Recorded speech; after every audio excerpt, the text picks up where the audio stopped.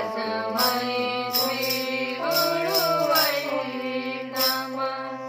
वसुदेव सुतं देवं कंसचाणूरमर्दनं देवकी परमानन्दं कृष्णं वन्दे जगद्गुरुं। रुक्मिणी केलि संयुक्तं पीताम्बरसुशोभितम् आवाप्ततुलसीगन्धं कृष्णं वन्दे जगद्गुरुं। हे कृष्ण करुणा सिन्धो दीनबन्धु जगत्पते गोपेश गोपिका कान्त राधाकान्त नमस्तुते। तप्तकाञ्चन गौराङ्गी राधे वृन्दावनेश्वरी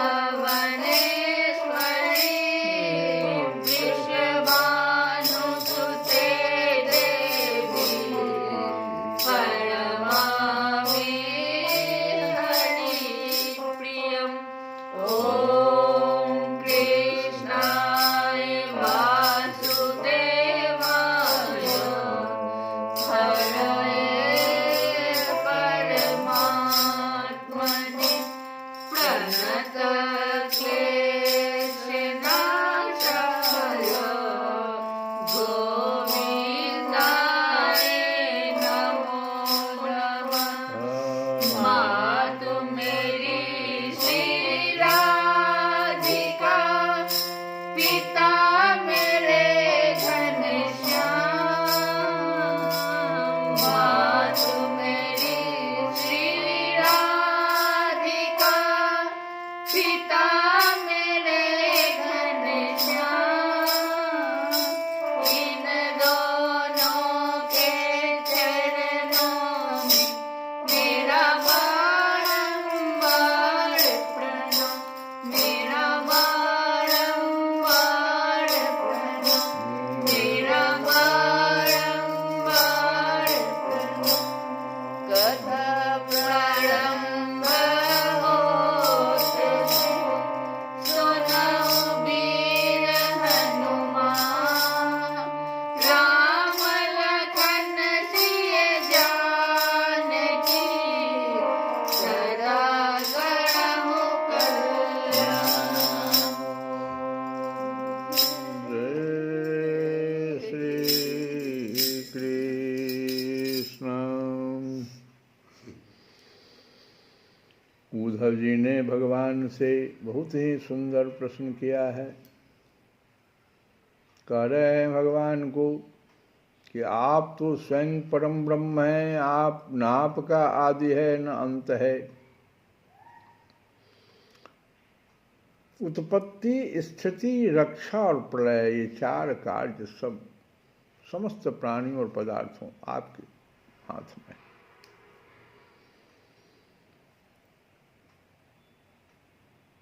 अब मुझे हे भगवान ये तो बताइए क्योंकि आप समस्त प्राणियों के अंतर आत्मा हैं,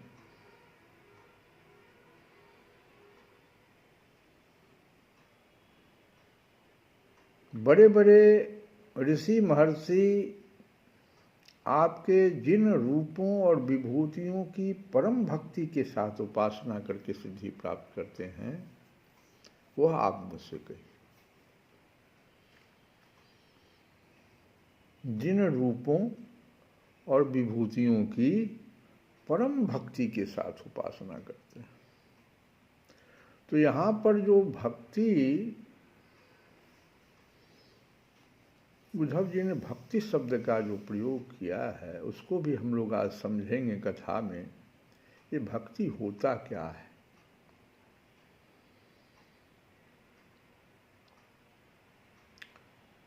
फिर आगे पूछते हैं कि समस्त प्राणियों के आप अंतरात्मा हैं, आप उनमें अपने को गुप्त रखकर लीला करते रहते हैं।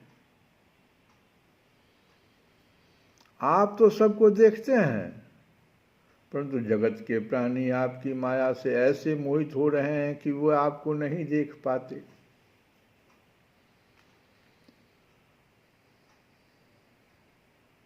इसलिए हे प्रभु, हे ऐश्वर्य संपन्न अचिंत्य प्रभु, पृथ्वी, स्वर्ग, पाताल तथा दिशा दिशाओं में जो आपके प्रभाव से युक्त जो जो भी विभूतियां हैं,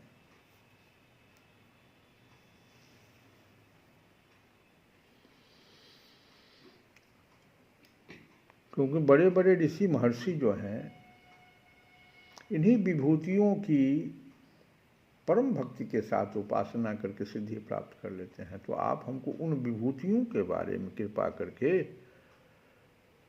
बताइए, उसका वर्णन कीजिए। प्रभु, मैं आपके उन चरण कमलों की वंदना करता हूँ जो समस्त तीर्थों को भी तीर्थ बनाने वाले हैं।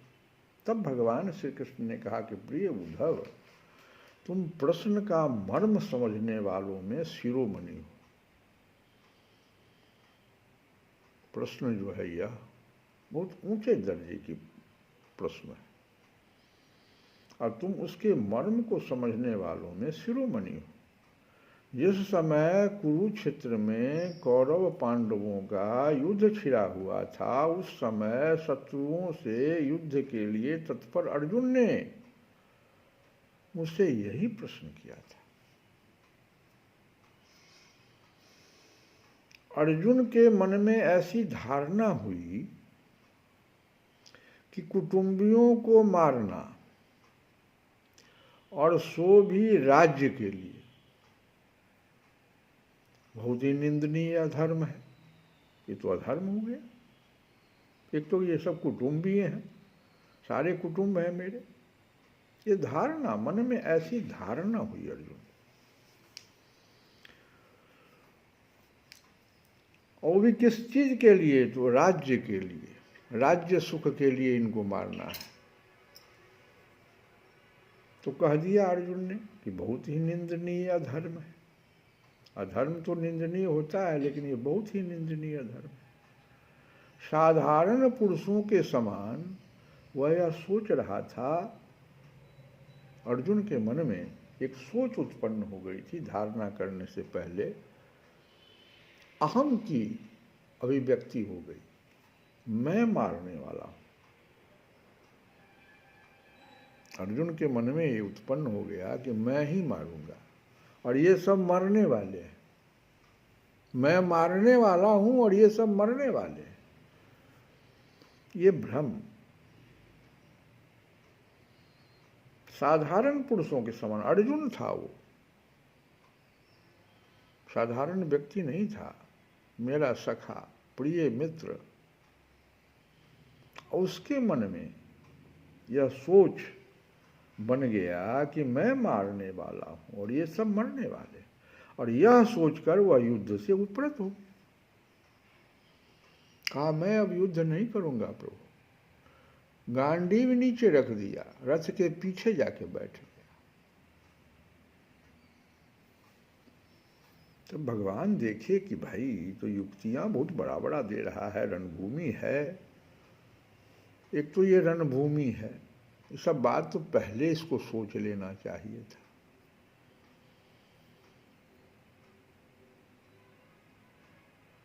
और ये रणभूमि में आकर बहुत बड़ी बड़ी बातें कर रहा है, समझ ही नहीं पा रहा है कि न ये मारने वाला है न ये मरने वाले हैं। सब तो भगवान की लीला है। तो भगवान कहते हैं कि मैंने बहुत सी युक्तियां देकर वीर शिरोमणि अर्जुन को समझाया था उस समय में। और वही प्रश्न तुम फिर मुझे आज पूछ रहे हो। उस समय अर्जुन ने भी मुझसे यही प्रश्न किया था जो तुम कर रहे हो। उद्धव जी, पहली बात तो यह समझ लो कि मैं समस्त प्राणियों और पदार्थों के रूप में हूं। मैं समस्त प्राणियों का आत्मा, हितैषी, सुहृद और ईश्वर, ये चार बात बोले भगवान। समस्त प्राणियों का आत्मा, अगर एक प्राणी को एक रथ के समान अगर समझो तो रथ में दो पहिया, घोड़े, उसमें लगाम, उस लगाम को पकड़ने वाला कोई, उसके पीछे बैठा हुआ आत्मा।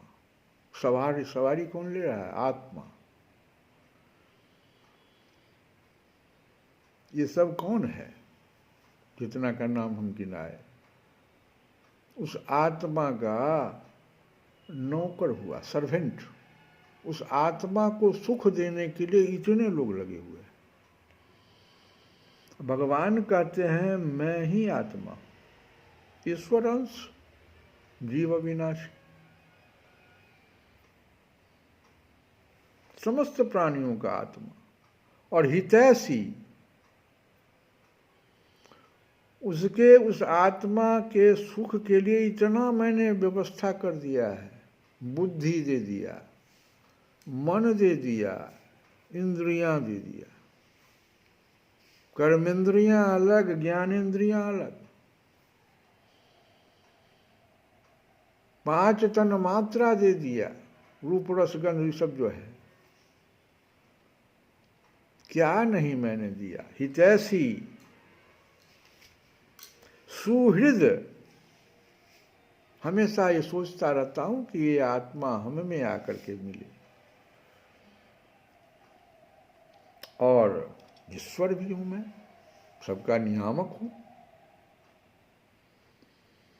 मैं ही इन समस्त प्राणियों और पदार्थों के रूप में हूं और इनकी उत्पत्ति, स्थिति एवं प्रलय का कारण भी हूं।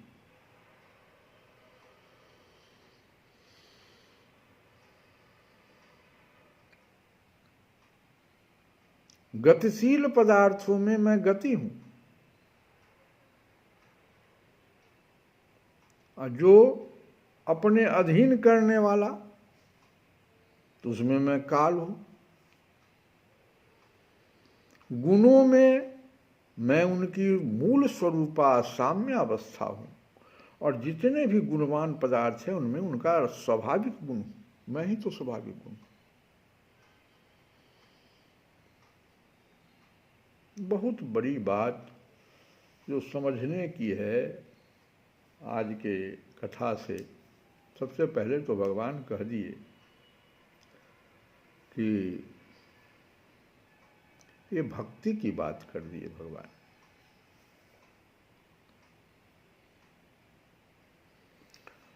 तो हम लोग जरा सा इस भक्ति शब्द जो बना है उसको समझने की कोशिश करें आज, क्योंकि भक्ति समझ में हम लोगों को आ नहीं रहा है अभी तक।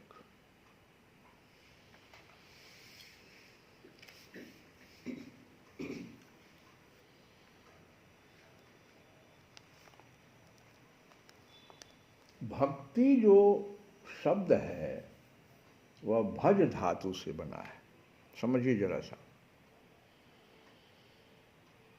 और भज का अर्थ होता है सेवा करना।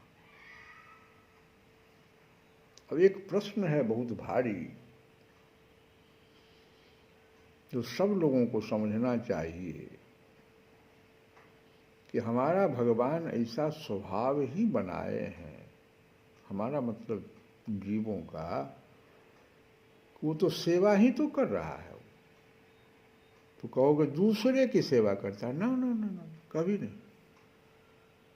वो खुद अपनी सेवा कर रहा है। कैसे कर रहा है देखो, साबित कर देते हैं। अब ये बताए हम कि एक रथ है जिस पर आत्मा जो है बैठा हुआ है सवारी लिए, उसका मालिक, रथ का मालिक आत्मा है, तो प्रत्येक के पास आत्मा है भाई। अब इस आत्मा के सुख के लिए देखो कैसे सेवा दे रहा है। इसके सुख के लिए देखो 5 ज्ञानेंद्रियां, 5 कर्मेंद्रियां, मन, बुद्धि, सब कहाँ लगा हुआ है सोचो ना।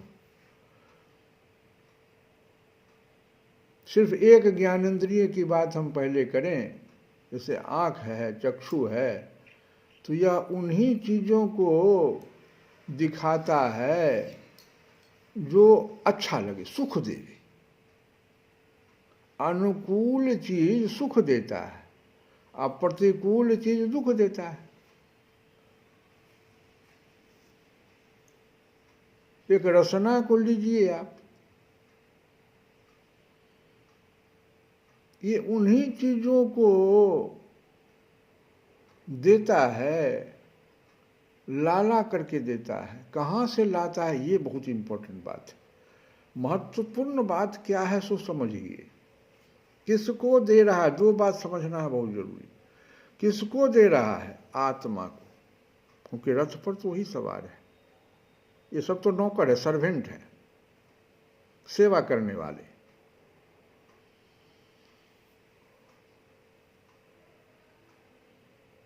मीठा मीठा पदार्थ संसार से खोज के लाता है।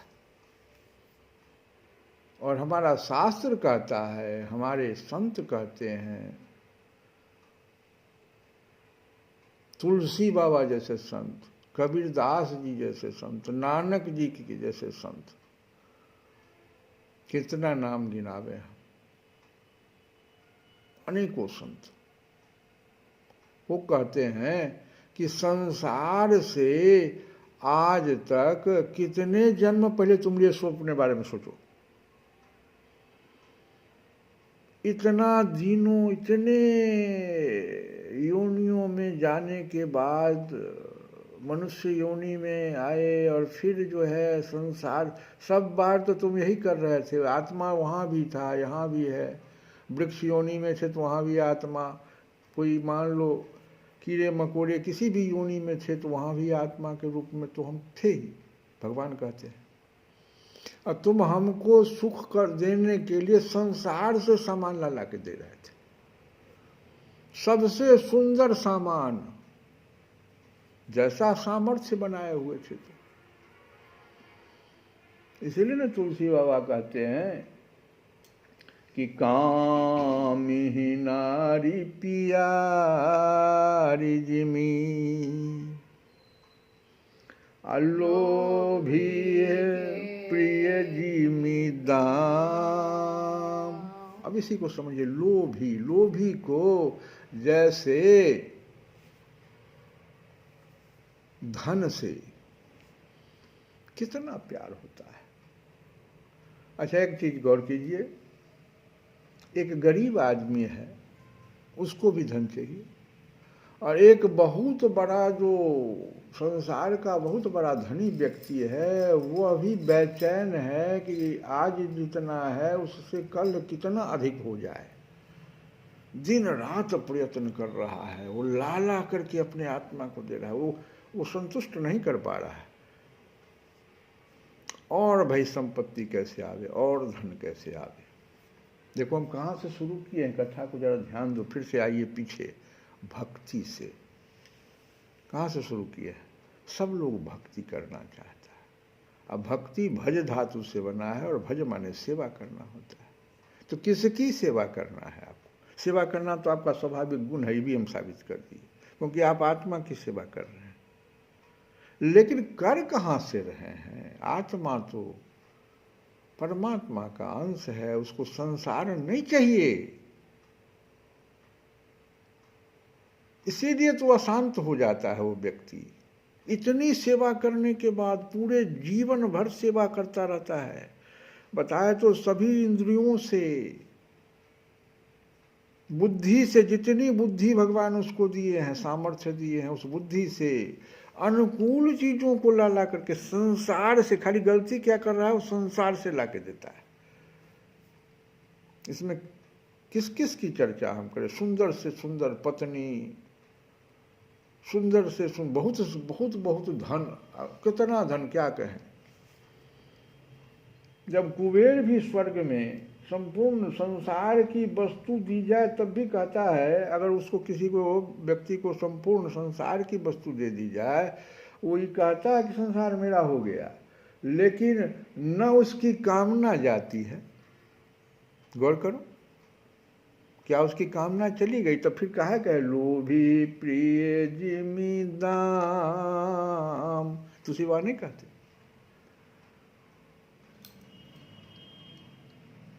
न कामना जाती है, न रोग जाता है, रोग भी उसको हो जाता है, मनोरोग कहो, न मोह जाता है, न क्रोध जाता है। तो कौन सा तुमने सुख दे दिया उसको? कौन सी भक्ति तूने कर दी? कौन सी सेवा तूने की भाई? ऐसी सेवा तो नहीं चाहिए हमें। भगवान कहते हैं इस तरह की सेवा से तो हम सब, जब मेरा अंश नहीं प्रसन्न हो रहा है तुमसे, एक मेरा अंश गया हुआ है तुम्हारे साथ, हम तो सिर्फ देखने वाले। भगवान बहुत सुंदर, गीता में हम फिर बताएंगे, गीता में कैसे भगवान कहते हैं कि भक्त है कौन जिसकी रक्षा हम करते हैं। योग क्षेमम, इसका अर्थ समझना पड़ेगा हमको। वहा में हम योग क्षेमम, वहा में हम, उस व्यक्ति, उस भक्त का। किस भक्त का भाई? इस भक्त का नहीं जिसकी चर्चा हम कर रहे हैं। कैसी सेवा कर रहे हो? कहते हो क्या कि हम पूजा करने जा रहे हैं और आज जो है सो सुंदर से सुंदर पकवान बना के भगवान को चढ़ाएंगे।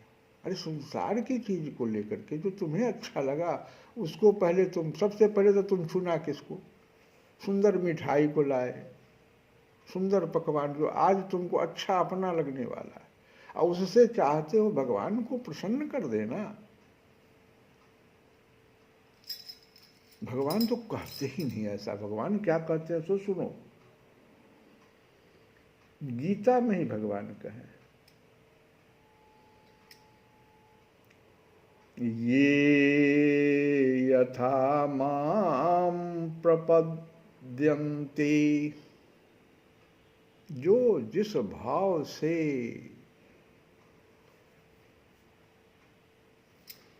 जिस संबंध से, जिस प्रकार से, तीन बात। अब तीनों को अलग अलग आप व्याख्या में सुनिए। जिस भाव से, जिस संबंध से, जिस प्रकार से शरण लेता है। अच्छा कि बताओ कि किसकी सेवा करेगा? ये सूत्र पहले समझिए। इतना तो हम लोग अब समझ गए कि ये भक्ति सेवा है, तो के किसकी सेवा कर सकता है? समर्थवान असमर्थ की सेवा कर सकता है, असमर्थ समर्थवान की सेवा नहीं कर सकता है। जैसे एक बच्चा जन्म लेता है, वो कहे जे मैं मां तुम्हारी सेवा करूंगा, बोलो जवाब दो। जो करबट भी नहीं बदल सकता, पैखाना भी वही कर देता है, वो कहेगा मां को कि मैं तुम्हारी सेवा करूंगा। वो परम पिता की सेवा एक असमर्थ व्यक्ति कैसे कर सकता है भाई? भज गोविंदम, भज गोविंदम। काहे के लिए भगवान नवधा भक्ति में सबसे पहले देखो क्या कह रहे हैं, मेरा स्मरण करो, मेरा भजो, मेरा नाम को भजो। नानक जी कहते हैं, हरि सम जग कछु वस्तु नहीं, हरि सम जग कछु वस्तु नहीं, प्रेम पंथ सम पंथ, सतपुरुष समहित कर नहीं, सदगुरु सम हित कर नहीं। अभी उद्धव जी ने भगवान को सदगुरु बनाया, तब न भगवान कहते हैं कि मेरे समान सुहृद हितैषी कोई नहीं है जी।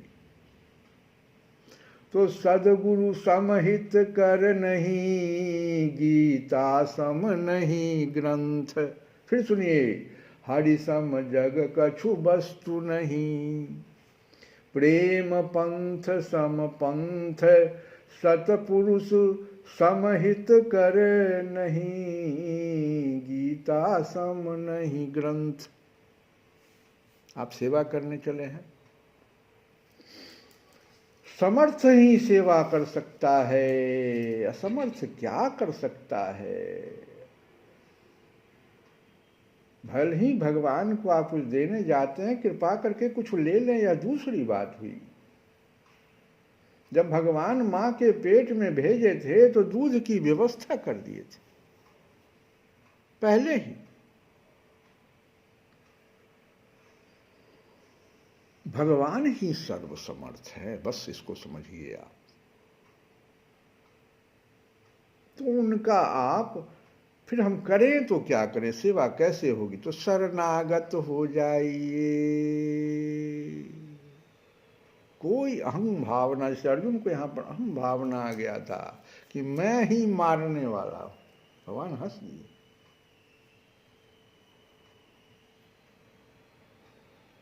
शरणागति को तुम प्राप्त कर लो ना, कंप्लीट सरेंडर। जैसे बच्चा अपनी मां के पास पूर्ण शरणागत हो जाता है।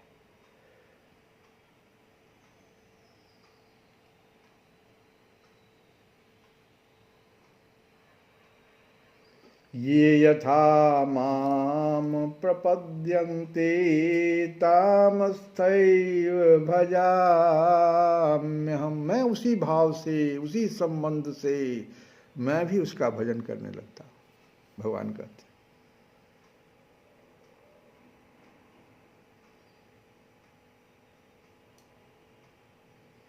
तुलसी बाबा ही कहते हैं कि रहति न प्रभु चित चूक किए की। प्रभु के चित्त में अपने भक्तों की हुई भूल चूक याद नहीं रहती है। रहति न प्रभु चित चूक किए की, करत सुरति सयवार ही की। आपके शरणागत को भगवान देखते हैं, 100 बार याद करते हैं उसको। अरे अभी तो एकदम शरणागत हो गया मेरा ही। करति सुरति सैवार ही की। भगवान तो उस अहंकारी को सिर्फ फल देते हैं। जब कहता है कि मैं करता हूं तो कहते ठीक है करो, मैं फल दूंगा तुमको। नहीं, ऐसा नहीं करना है। गीता में फिर आइए, जय तेषां नित्याभियुक्तानां योगक्षेमं वहाम्यहम्। इसका मतलब योगक्षेम का अर्थ पहले समझिए। योग का मतलब होता है अप्राप्त वस्तु की प्राप्ति करा देना। ये भगवान करा देंगे। आप खाली संबंध तो उनसे बनाइए। किस भाव से, किस संबंध से।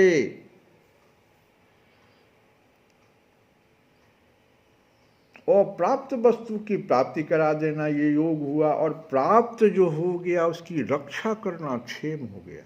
यही दो तो हमको चाहिए भाई। हमें तो सिर्फ ये दो चाहिए, और वो दोनों भगवान कहते हैं मैं करा देता हूँ। किसको?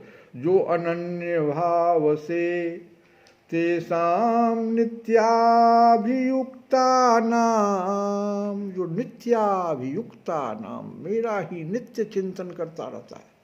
अस्वर्णम, नवधा भक्ति का याद रखो।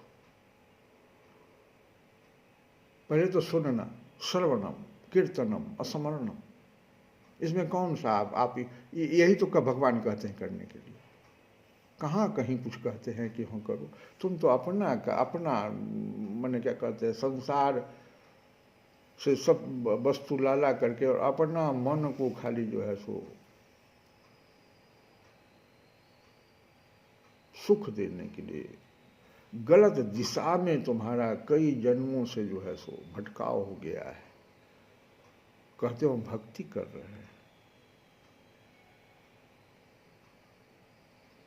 जो अनन्य भाव से मेरा चिंतन करते हुए मन में हर समय केवल परमात्मा ही बसे हों ऐसा समझता है, उनसे बढ़कर दुनिया में कोई नहीं है, मेरा हित ऐसी वही है।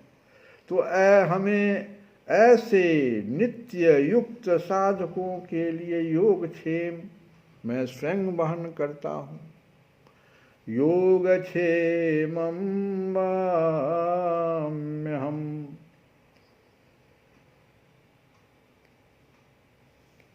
इसलिए भगवत प्राप्ति में बाधा क्या है? साधक स्वयं बाधा है।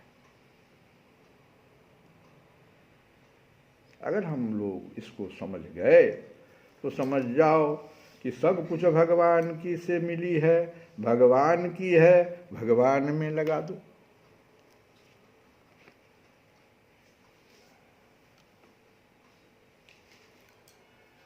और बहुत सुंदर भजन हम लोग गाते हैं, हे राधे गोविंदा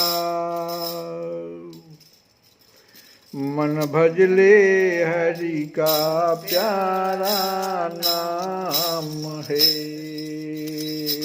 श्री राधे गोविंदा मन भजले हरि का प्यारा नाम है। आहा, यही तो कर सकते हैं। जो नर भजन करे नहीं भाई, जो नर भजन करे नहीं भाई, उमर वो बिरथा खोता। जो नर भजन करे नहीं भाई, जो नर भजन करे नहीं भाई, उमर वो बिरथा खोता। राम नाम से गंगा तर गई, श्री राम जय राम जय जय राम, श्री राम जय राम जय जय राम, हो श्री राम जय राम जय जय राम, हो श्री राम जय राम जय जय राम। राम नाम से गंगा तर गई, राम नाम से गंगा तर गई, पढ़ा पढ़ा कर तोता, पढ़ा पढ़ा कर तोता। गोपाला नंदलाला